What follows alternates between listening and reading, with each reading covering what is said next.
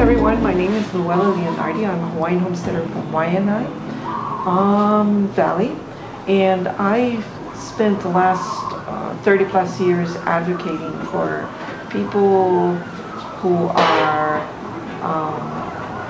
in need to talk story. So, and it works for us, those of us who are from a culture that is an oral traditional culture. We sort of depend on each other when it comes to asserting what it is that's concerning our problems. So I'm here today and I'm speaking to Kaihana and his grandma, which is in the background here. She's sitting with us on the same table. And Papa Kaihana is right here, sleeping very nicely in his bed right now. We're here to talk about the experience of what it's like to be evicted by the state Sheriff's Office and Department of Hawaiian Homes. I basically want to get feedback from Kaimana today and as to what it was like to not only be evicted, but how did it feel deeply. Kaimana, this is Kaimana, and I'm going to ask him a couple of questions.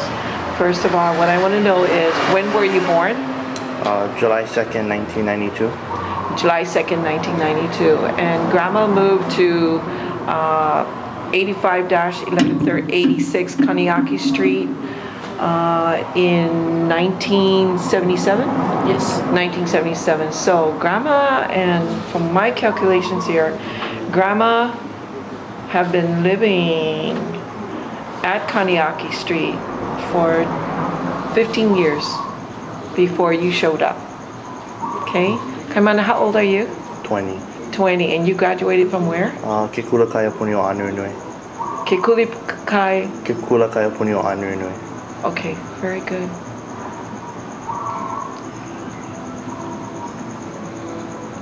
And what year did you graduate? 2010, 2010. 2010. I thought you had graduated from Hawaiian High School. That's why I was like, oh. Had to take a couple steps back. Okay. And did you work right after high school? Yes. Yes, I did. Where? At McDonald's first. Okay. Yeah. And then you are now working. Yeah. And can you tell me about your career?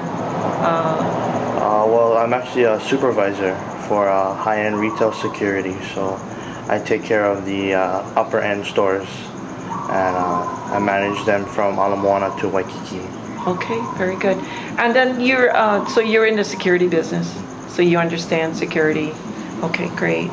So taking us back to May 10th, and that was on a Thursday morning, could you begin to share with us as to what had happened that morning at your grandmother's house? Well, first of all, you lived there all your life, yes? Pretty much. Born and yeah. raised there. Okay, thank you. So it was just, to me, I thought it was just going to be another day. Right, when you woke up? Yeah, when I woke up, I was getting ready to go to work, just barely getting out of bed. Okay. A little after 8:30 in the morning, when the sheriff's department just barged right into my house. All I could hear was, "Oh, sheriff's department, sheriff's department." So I was wondering, is this what's going on? Right. Until so they just opened your door, walked in, and didn't said that they were sheriff's department. I didn't hear any knocking. I didn't hear anyone saying, "Hello, can we come in?" They just barged right in like they. So did they show you a badge? Did they show you paperwork? Did they present their names? They just walked in. What were they wearing? They're wearing brown clothing, pretty much brown long sleeves and brown slacks with bullet vests with their mace and their guns. They had their patch, and then it had just sheriffs on top here. No name. They're not their name at all. Not their names at all. And you told me that there were two different groups there. Yes. And what were they? One was the sheriff's office, and the other one was part of the Department of Hawaiian Homelands. And can you tell if they had weapons too? Could you tell? No, I didn't see anything on them just besides badges and On the Department of Hawaiian Homes? yes, They had badges on? yeah, like No name tag? Just name tags, but it wasn't. I couldn't really see their names. Okay. It was very faded. Uh-huh. But the sheriffs did not show any type of badge or name whatsoever. Even Department of Hawaiian Homeland didn't even say who they were. They just said they were part of the Hawaiian Homelands. Department of Hawaiian Yeah. Homelands, okay. And did they use the word enforcement, or were they just, They're just in there telling us that they're part of the sheriff's department with the Department of Hawaiian Homelands. what department? Yeah, so when they came into the house, they were looking in each room and to make sure if they had everybody accounted for, and they told us to just put on some clothes and get outside into the garage, and they'll explain to us. what's So going on. you were still in your pajamas? Yeah.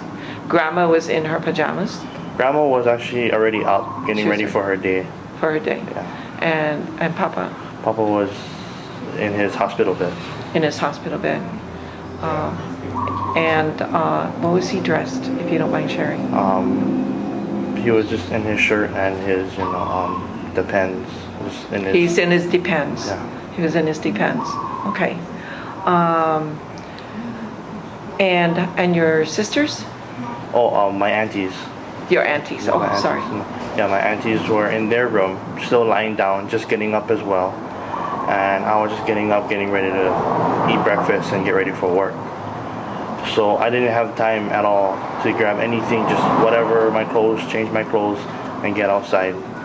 And they're watching me as I was putting on my clothes to see if I would grab anything. Right, Yeah. right. So they were watching you as you were putting your clothes on. I had no privacy whatsoever. Right. Was there any female enforcements there? No. Did they watch your auntie's dress? Yeah, they watched them too. They couldn't close the door. So did they use the restroom? No, they had to grab their clothes, and then one of my aunties went into the restroom to try and change. Uh-huh. Yeah. Instead of in front of them. Mm-hmm. So was the door open? Did you notice? Were you there? I don't remember. You Because don't I just had to get out because they kept counting how many people were in the house and how many people were already out, and to just get us in the garage. Okay. From your experience, what was it like to have these people in your home? First, it was kind of shocking. I didn't believe, that these people would just come in my house like this and then demand that I put on clothes and get outside. They didn't ask us nicely. They just said, put on some clothes and go outside, and then we'll explain what's going on. Then I started to get upset, Right. because they're like, just demanding me in my Right. house when you guys intruded Right. unwelcomely. And I was upset. I was very upset, but I couldn't do nothing about it. And to see them, just come in like that, I don't know. I'm never going to forget that day. Not ever. So, Did you try to communicate with your aunties and your grandma? not at that moment, no. I just tried to get on my clothes and get outside and then find out what is it that they wanted and why are they here and why did they do what they just did. Okay. Did you call out for your grandma? While we were getting our things, yeah, I was Okay, calling so out but for actually what they did was gather you up and ask you to go into the garage. the garage. Yeah, they didn't say anything else after that until we got into the garage. So you got into the garage and what happened? Then they said that they're the sheriff's department and they're here with the Department of Hawaiian Homelands, and by the order of the court that they're here to evict us from our homes because we weren't, by what they said, we weren't paying our mortgage. So the Department of Hawaiian Homelands and the court issued them to come here to get us out of our house. Okay. I know that needs to be further investigated about grandma them not paying their mortgage. And however, right now what I want to know is, okay, what happened after while you were in the garage? What was the next process? The next Procedure. process was having us one by one individually escorted into our house to grab whatever belongings we could grab within the time limit that they gave us, which was 15 minutes. 15 minutes each. So who went first? Grandma. And how did they treat her? Well, she wanted to go and grab some things before they even issued the 15 minutes. and they're like, oh, you can't go anywhere. You can't go anywhere unless you ask us. Like, we were strangers in that on that property, around that house, and they surrounded our house with their weapons. And when my grandma tried to go into the house, before they let her, they pushed her. They shoved her out of the house. Right. They said, oh, you can't go in unless we tell you to. So you saw them shove your grandma out the house. And how old is she? She's 71. She's 71 years old. As right now, it's kind of making me angry to actually think about the fact that they had physically handled your grandma. And that you just stood by and all you could do was watch this. I tried to go until they blocked. One of the sheriffs actually went in front of me and intervened before I could actually go by her, and told me I couldn't go anywhere. Right. Until they tell me I can. Okay. So grandma went in and she was trying to, grandma was trying to look for her things that she needed for Papa. Medications, his depends and his clothing. Because she only had 15 minutes, she had to make sure that his things were taken care of. And that probably was difficult for her to do. Okay, so how about your sisters were next? No, your aunties were next? Yeah. I'm sorry, I keep saying that. Yeah. My aunties were next. I didn't really see what they were grabbing because I was still trying to figure out what is going on. I didn't know what to do. Where this literally was happening, I kept telling myself, is this really happening? Is this really happening? This is a bad dream. Yeah, but it was happening. And they were all around my yard with their weapons. I still seen them holding their weapons like we were going to do something, and we were a bunch of criminals. And so when it was my time to go in, grandma and them was still in there, but their time was already running up, and mine was just starting. I tried to see, what grandma and them were doing. She tried to carry all her stuff, and they watched her struggle, not even willing to help. They watched her struggle, carry her belongings outside the house. And, I wish I could have helped, but they said, oh, you only get 15 minutes too, so you better hurry up. And while I was trying to grab my belongings, certain things that I might have forgotten, I heard them making comments like, oh, you're not going to take this, like your Xbox. Oh, if you're not going to take them, I'm going to take them home with me. I'm the like, security guard said this to you. The sheriff, the sheriff department said that, not Hawaiian Homestead, it was the sheriff's department. And he said he's going to take your Xbox and take it home with him if I don't take it. If you don't take it. So what did you grab? So I grabbed my clothes, my personal hygiene, and my clothes for work. For work, yes. That's mostly all, and pillows, just in case I needed to sleep on. And that's pretty much all I could grab. And I had to load it up in whatever garbage bags I could find and get out within 15 minutes. Within 15 minutes. And mind you, my TV, what still gets me too is my TV was on this whole time. And the sheriff is watching me pack my things and watching my television, leaning against my door like he was just, cruising, watching me pack myself and watching my television. Okay, you're a pretty big guy. Yeah. How much pounds do you weigh?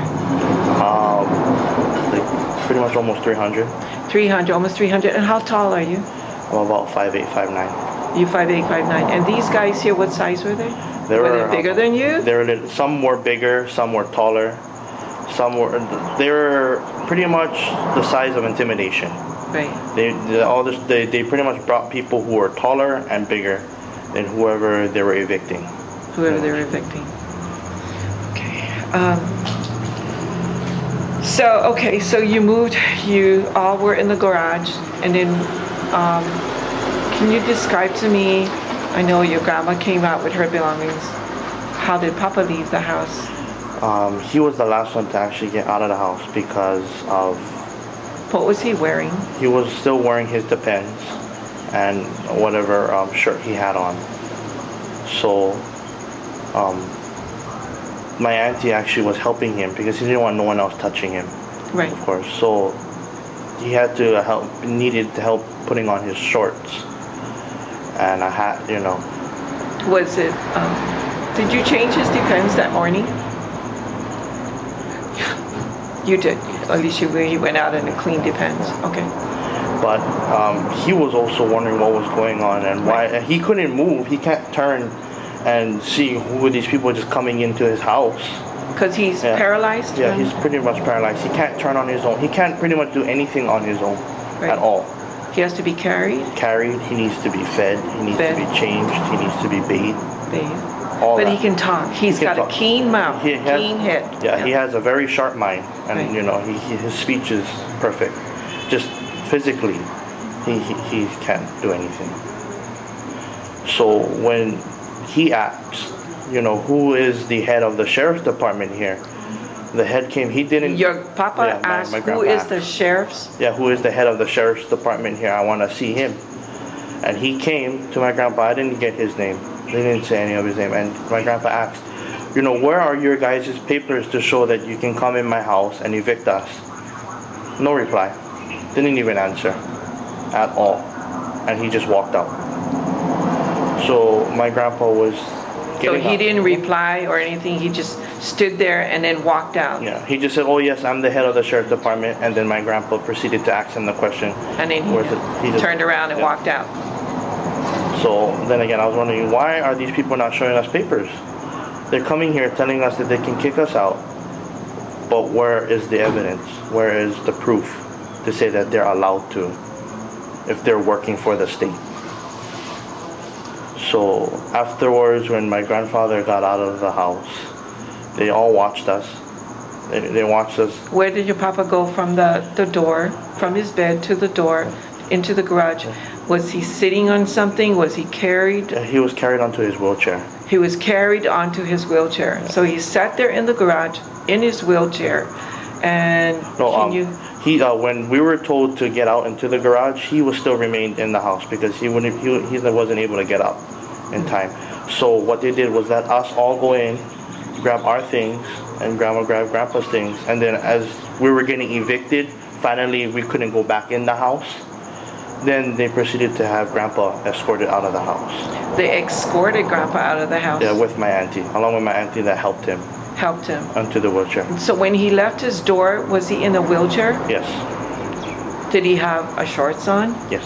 What did he have a shirt on? Yes, he had a shirt on. Okay, so he left his house with his shorts and in a wheelchair. Yes. Okay, so they wheeled the wheelchair out to the garage and to a car with my auntie then came to get him. Okay, now you said they entered at 8:30. Mm-hmm. What time was this when they? After everything was going on, I would say we were out of the house at least no later than 10 o'clock. No later than 10 o'clock. And then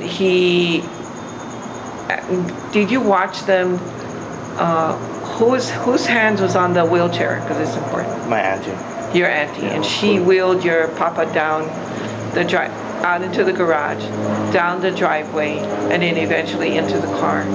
Can you describe to me or tell me what he was saying or?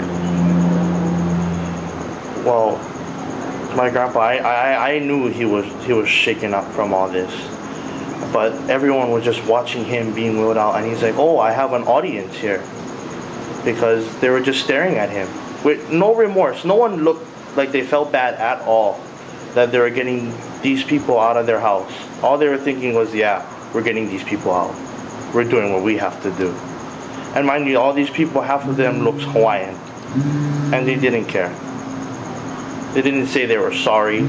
They didn't say that, you know, we apologize for just intruding into your home, treating you like this. Mind you, the sheriff's department said that they came with the Department of Hawaiian Homelands and said that the Department of Hawaiian Homelands gave them direct orders that we were supposed to be treated well, which we weren't. Which you weren't. We weren't treated well at all. We were shoved, pushed around, demanded, and even swore at. Swore at. What exactly did that person say to you? That's when I was trying to call out to my grandmother, and then he said, "Oh, don't raise your effing voice at me." I'm like, "Excuse me?" He said, "Yeah, you heard me. Don't raise your effing voice at me." I'm like, "Okay." And then that's when I was really getting upset, and I was like, "Okay." Then I talked loud in front of everyone. I said, "You know, if you guys said that we were supposed to be treated well, why is this man here swearing at me?" And then he tried to defend himself, say, "Oh, well, I wasn't swearing at you, bro. I wasn't swearing at you." I was like, "Yeah, you did. You just said don't raise your effing voice at me." He's like, "Oh no, I just said don't raise your voice at me."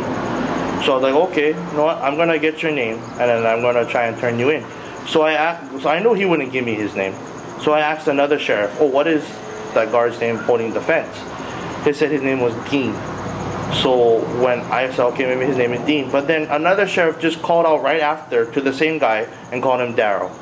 So I don't know who these people are. They're just making up phony names without badges, without name tags. They could be impersonators for all I know. Right. Anybody could walk in. Anyone could just walk in with vests and, weapons without even a name tag and wearing a sheriff's department. It could be for Halloween for all I know. Right.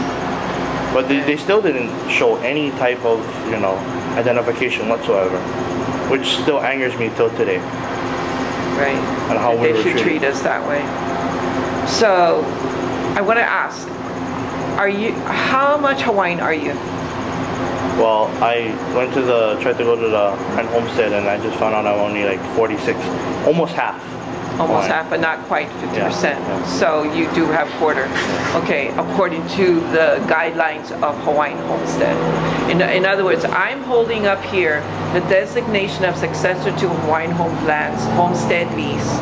And on here, I see your name. I see first your grandma's name, Pauline, Kaihana, and then I see your mother's name, Naomi. Your auntie's name, Naomi, and then right below that is Harry, which is your name, and Kaimana is your middle name that everyone calls you. And this is the successorship to Hawaiian Homestead lease. So Grandma tells me that Hawaiian Homestead said that there is no successorship. So we need to figure out that problem to see what's going on here. Okay. So now you did enter your car. Grandma was in a car. Your two sisters was in the car. Yeah. And basically, what did you do? Well, we headed up to our auntie's home, which was 2 houses up from ours. So you drove up? We drove whatever. Everything was pretty much loaded into the car. Actually, there was no room to get into the car because we pretty much had all of our things. But just Papa? Yeah, just Papa was in my auntie's car. Was driven up to my auntie's home. Right. So your auntie's home, which is 2 doors away, your auntie's home is also overcrowded right now. Yes. Because basically we're intergenerational. So you folks lived there how long? In our home, about 30. Your auntie's home. About a month. About a month. And then it got uncomfortable and you folks left. And so you have been living temporarily ever since. Yeah. So it would be from June, and this is July. And so where are the places you've lived since you left your auntie's place? We've been pretty much at hotels. Because someone paid for the hotel. Yeah. Okay. We've been at hotels. We've been temporarily at my mom's girlfriend's place for at least 2 days. For 2 days? My grandpa actually has been in the Jeep sleeping in there for 3 days. Right, on the streets. On the streets. At a park, in the parking lot at my mom's girlfriend's place. And then, which leads us here. Which leads you here. Yeah. And a friend had allowed you to stay here while you're actually house sitting. And you're going to have to leave when, this place right now? By the 27th, which is this Friday. This Friday. Where do you think you're going to go this Friday? Where would you like to go? Home. Where is home? Which is back home, back in Waianae, which is the house that we were evicted from. That you were born? Yeah, I'm born and raised there. And raised there. I literally have baby videos of me in that house. So, that to me, that's home. Okay. Where are all your baby videos at this time? In the storage. In the storage? So the storage is in Campbell Industrial Park. Okay, in order for you to get your baby videos and all your folks' belongings out of the storage, how much do you have to pay and who do you pay? We have to pay the Hawaiian Department of Hawaiian Homelands $2,800. $2,800. For them taking our belongings and putting it in their storage. In their storage. And they did threaten us that if we didn't get it out within a month, they're going to auction our things. They're going to auction your things. So losing memories and everything that I gained throughout my years living there, knowing that I have to pay for getting my things back after they were taken from me, and to know that if we don't do it in a certain amount of time, that they're gonna sell it off to other people. I mean, that's my things. You know, why should I be paying for my things that were taken from me? That, mind you, we got evicted, and that wasn't even part of the Department of Hawaiian Homeland. That was my own personal things. Right. So why should they take it? You live on Hawaiian Homestead, and the people that live around you are all Hawaiians, because we live in a community where only Hawaiians live. What would you say to the people at home? Because we're all hurting. It hurts us. It hurts me. To know that this has happened to our kupunas, that what do you want to say to the people at home? I just want to say I miss them. You know, I want to come back home, because everyone around my house was, they were loving. Our people are loving. The day that we got evicted, neighbors came out and cried because they couldn't do anything. I haven't, all this time I haven't cried. I tried to be so strong to take care of my grandparents. But I just want to say, you know, for everyone around my house that we're living, you know, I love them, because they always took care. We all took care of each other. They came out, they were crying, they didn't know what to do. They couldn't believe what was happening to us, because we all grew up together, literally. And to see them cry, you know, made me hurt, because they were like family too. We were all together so long. But you know, I believe that we'll be home. We'll be home. We'll be home soon. Okay.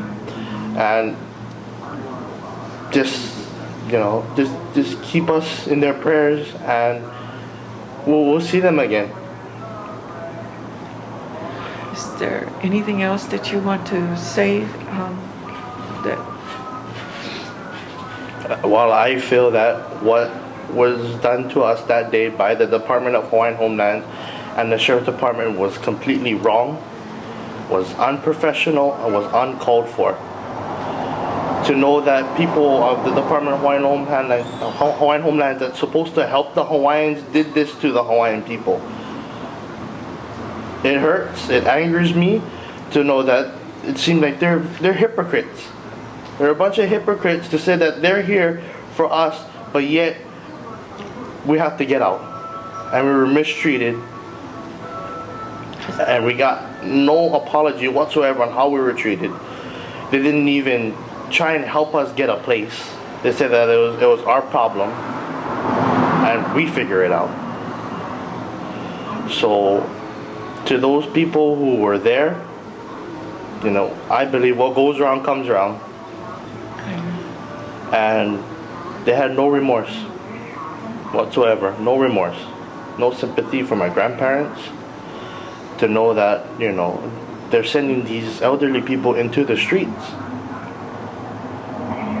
And as we were leaving, they were talking story like they were at a picnic at a barbecue, cracking up, laughing, drinking juice, soda in our garage, and just leaving the rubbish there after everything. I didn't even clean up nothing.